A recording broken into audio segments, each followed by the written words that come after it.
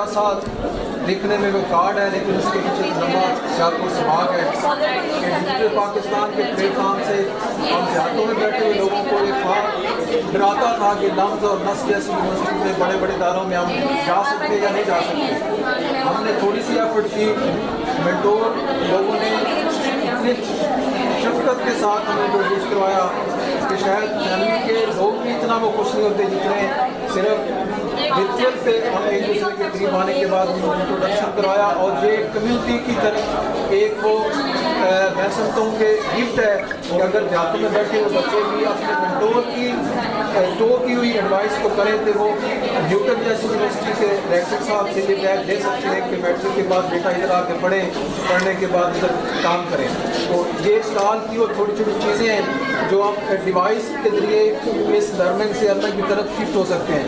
تو اس ٹیبل پہ ایک چھوٹا سا ویژن ہے کہ جس میں ڈیجیٹل پاکستان کی ایمرجنگ ٹیکنالوجیز ہے, اے آئی ہے, آئی او ٹی ہے, بلاک چین ہے, اس میں یہ مائکروسکوپ ہے, اس میں کیا کیا چیز ایمرجنگ ٹیکنالوجی کے حوالے سے. بسم اللہ الرحمن الرحیم. میرا نام سلمان اکبر ہے اور میں S T G's academy CIT آ رہی حافظ آباد سے.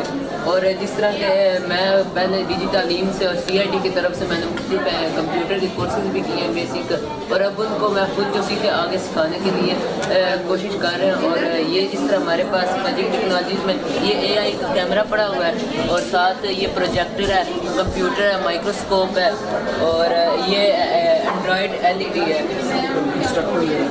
تو ایک تو ہم نے خود کورس کیا وہ کروائیں گے, اور جو کچھ کورسز ہیں جو ہم کوآرڈینیشن میں کروائیں گے. تو سیٹ میں جس طرح سائبر سکاؤٹ کے ہیں, سیکیورٹی ایکسپرٹ میں IoT کے ہیں اور AI کے ہیں. تو کچھ کورسز ہم خود کروائیں گے جس طرح graphic designing, basic computer office management ہے. تو اس کے لیے ہم نے جس طرح میں نے پہلے CIT اسٹڈی سینٹر سے بک کیا, اب CIT اسٹڈی سینٹر حافظ آباد میں انہیں امپلیمنٹ کرنے جا رہے ہیں. اور کچھ کورسز ڈیجی تعلیم سے کیے ہیں جس طرح فری لانسنگ اور Amazon. تو یہ ہم کورسز شروع کرنے جا رہے ہیں CIT اسٹڈی سینٹر. اور